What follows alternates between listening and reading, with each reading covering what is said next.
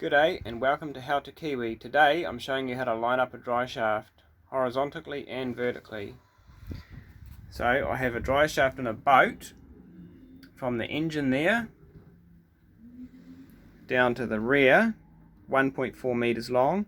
So this method would work on a car or any other plant or equipment. So what I've got here is a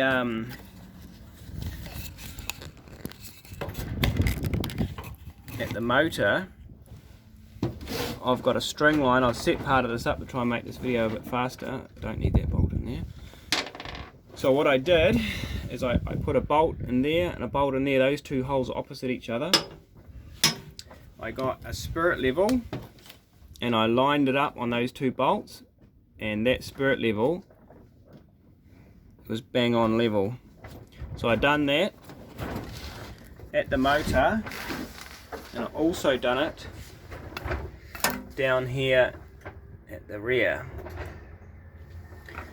So once we've got those in line, then I put that string on, and as you can see, that string is on the inside.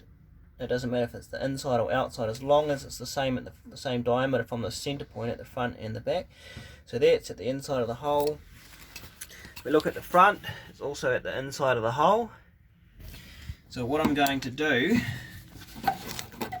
is I'm going to get my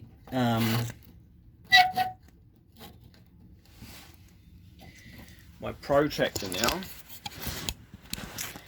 This is quite hard to do, especially in here where I don't have a lot of room. So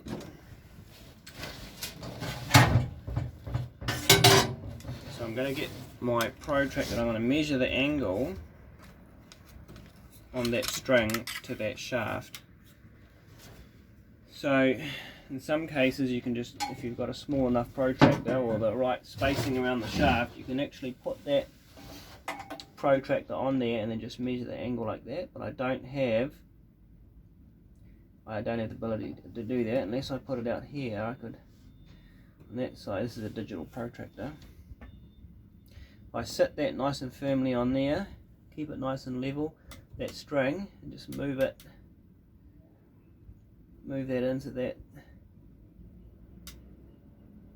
It's bang on in line. So there I've got 87.7.5 degrees.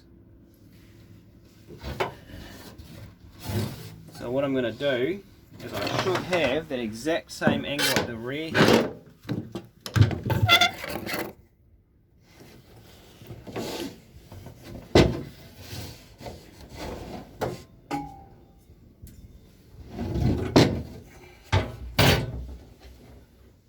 And I've got to see, if I put it that way, you can quite see it. If I put it that way, I'm going to turn this camera to the other side so you can see it.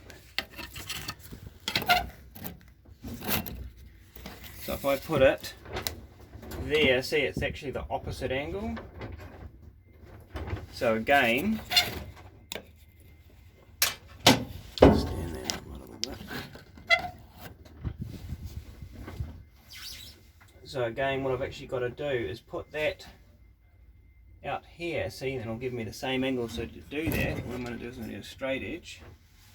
This is a big rafter square, which is a little bit big.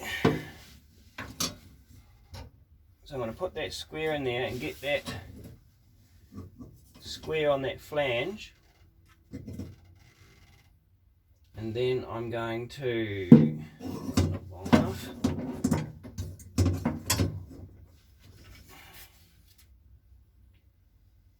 so now that I can put that under there and do that like that. Okay. So there. Keep that nice and flat on that flange there. Stick that protractor on there, and look at that. That dry shaft is out quite a bit. So I've got the the protractor is touching up there, and it's not touching. It's not too bad. It's only about, if I turn it around this way, I might get a better. Yeah, you can see that that is out a fair bit. So what I'm going to do, that was 87.5. I'm actually going to try and measure it. So you want these angles to be within a degree of each other.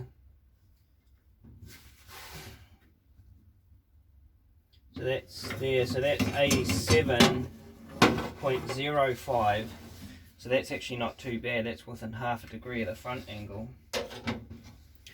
So that's pretty good.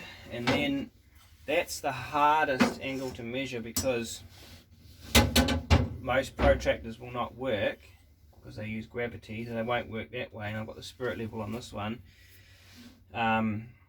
which doesn't work that way either.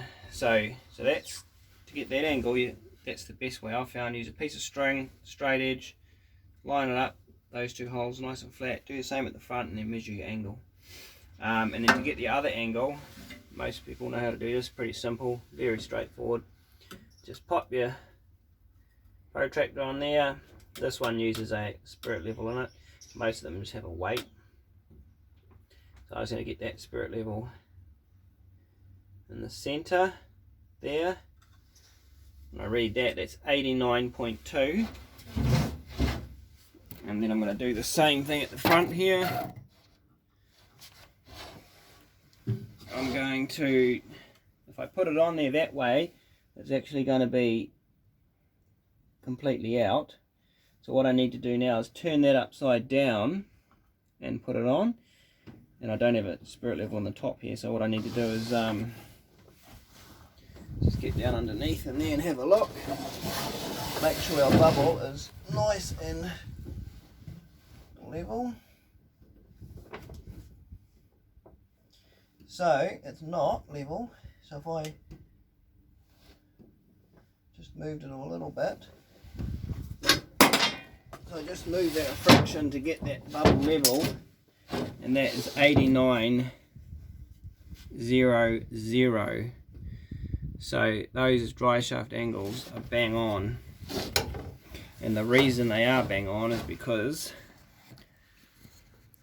I use the adjustable mounts either side, one over there as well, and there's also two at the front. So I use those adjustable mounts to lift the engine up and down, and then use these bolts here to move it sideways. So that's how you line a dry shaft up. Thank you for watching.